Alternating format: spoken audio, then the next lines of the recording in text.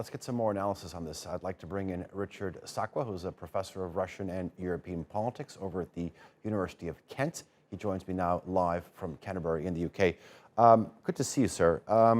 What we've seen now is a week of diplomacy. The effectiveness can be debated, so let's not get into that. But what's come out is that the two sides have been unable to reduce tensions.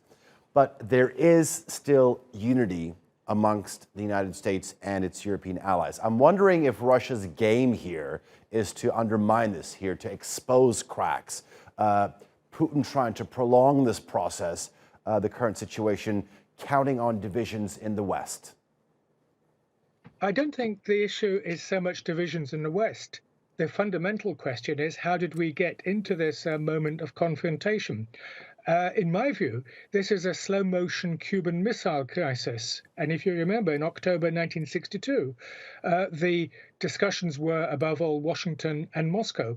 And so the same thing is going on today because, for example, Ukraine, Kiev has had 5 years, Moscow would argue, to implement the Minsk Accords. So France and Germany, as part of the Normandy format, they could have pushed for it more actively. Russia constantly asked them to do so, and they failed to do so. And so Russia feels that its back is to the wall, as it did with the location deployment, of course, of the Jupiter missiles in Turkey in 1962, which, of course, were removed afterwards. So we're, as I say, it's a slow motion crisis, but it's as serious with possible disastrous consequences. It's good they're talking, but the talks so far don't seem to be going anywhere. Okay, Professor, tell me this. I mean, if we're going to continue with your analogy of a slow-moving Cuban Missile Crisis, there was always backdoor diplomacy between Washington and Moscow at the time. If we were to continue this analogy, then can we say that Kiev has no say in what happens on the front lines of its borders with Russia? It has no say then. Well, it doesn't. The issue isn't. I mean, to the point at which you could say, did Cuba ultimately have a say in 1962? Don't forget that neutrality, one of the fundamental demands of Russia from its documents in December, was to ensure that neutrality was the position of Ukraine for many years. It is a position of Belarus. And it's also the position of certain countries within European Union, Ireland and so on, Austria, Finland.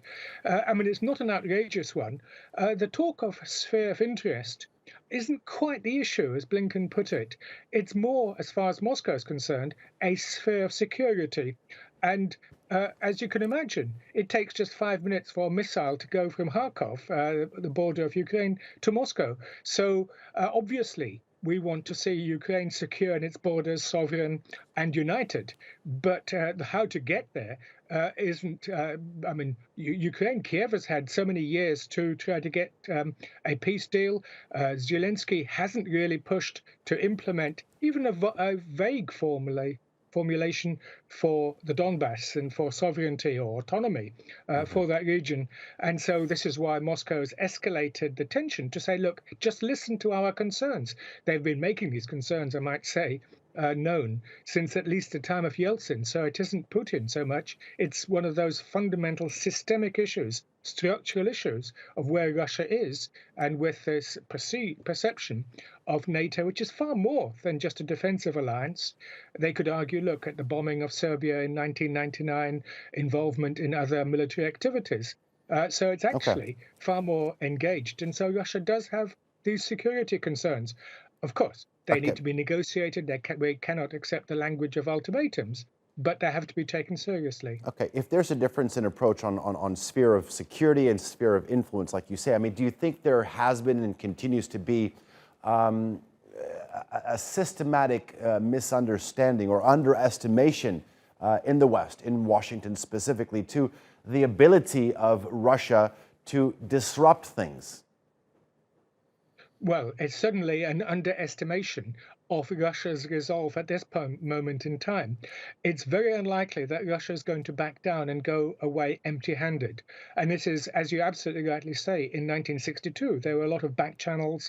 There was a lot of second track and other diplomacy going on.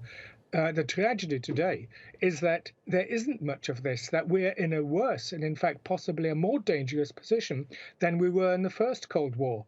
Some of us have been warning about this for years. And so, again, I'm not saying that, one accepts Moscow's or Washington's point of view. But what's really quite frightening in all of this is that the European powers haven't really been able to intervene in any constructive manner. As you say, bloc unity has been maintained. But if bloc unity is mistaken, then it doesn't actually serve any fundamental purpose. So when Russia says, you argue, that it wants to divide, well, I mean, we're talking about Germany, we're talking about Nord Stream 2, and talking about other countries, all with their concerns and interests. Bloc unity is not always advantageous, because it'd be good to have more dynamic moving parts in the negotiations. Yeah, true, definitely. I hear the talk, but I also see that the stick has not been sort of taken off the table. I mean, we've heard it again from Russia's foreign minister, Mr. Sergey Lavrov, today, that Russia is denying that it plans to attack Ukraine. But analysts are saying that if Russia's demands are not met, we all know what we talked about that, like getting assurances or promises that NATO never admit Ukraine in. Some feel that Russia could take unspecified military action. What do you think this could be? Yes, the term Putin used was military technical. They've absolutely refused to specify what this means. Some people in Moscow have been speculating maybe forces back to Cuba, as it was in '62, forces in Venezuela. I don't think a full-scale invasion of Ukraine is on the cards. Of course, nothing can be excluded. But what we're talking about is possibly long-distance artillery, some bombing and other elements to degrade some of the Ukrainian forces. But I mean, it's absolutely, heaven forbid that we get to that point. I mean, as I say, this is a systemic issue which has now finally come to the boil. And, many in Moscow would argue that they've been excessively patient. And again, another contrast, by the way, with 1962 is that at that time they had the Kennedys, Jack and Robert, who were absolutely masterful in diplomacy. And I don't think we can say that about Blinken and Biden, though Biden is engaging, and I think that's quite important. But they simply do not understand Moscow's point of view, and in the West it's interpreted as blackmail, and that you cannot, indeed, you can never give in to blackmail.